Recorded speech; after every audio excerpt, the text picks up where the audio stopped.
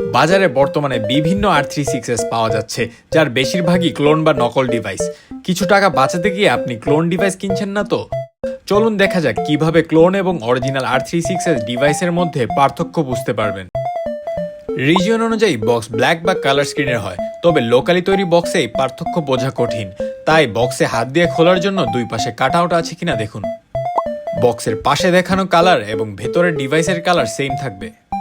পেছনে ব্যাটারির উপর R36s স্টিকার থাকতে হবে। ডিভাইসটি ট্রান্সপারেন্ট হলে দুইটা র্যাম চিপ দেখা যাবে। বন্ধ অবস্থায় চার্জ দিলে অরিজিনালটিতে কোনো ইন্ডিকেটর বা আইকন দেখাবে না, কিন্তু ফেকটাতে ব্যাটারি আইকন ভিজিবল হবে।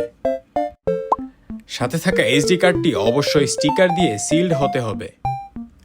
আরেকটা বিষয় মনে রাখা জরুরি যে থিম দেখে আসল নকল চেনা যায় না। থিম সহজেই ডাউনলোড ও সেট আপ করা যায়, যা ক্লোনেও সাপোর্ট করে। তাই লেআউট বা অ্যালাইনমেন্ট দেখে কনফিউজড হবেন না। প্রাইস কম হলেও কেন ক্লোন কেনা উচিত না? R36s নিজেই বাজেট ডিভাইস। এর চাইনা ক্লোনগুলো এর অর্ধেক দামে হলেও এগুলো অত্যন্ত লো কোয়ালিটির হয়।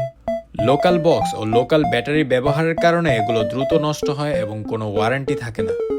4 থেকে 5,000 টাকার অরিজিনালের বদলে 3,000 টাকা রেঞ্জের এই ফেক ক্লোনগুলো কিনে টাকা নষ্ট না করাই বেটার। কারণ ডিভাইসটি যদি নষ্ট হয়ে যায় তখন আসলে আপনার পুরো টাকাটাই জ্বলে যাচ্ছে।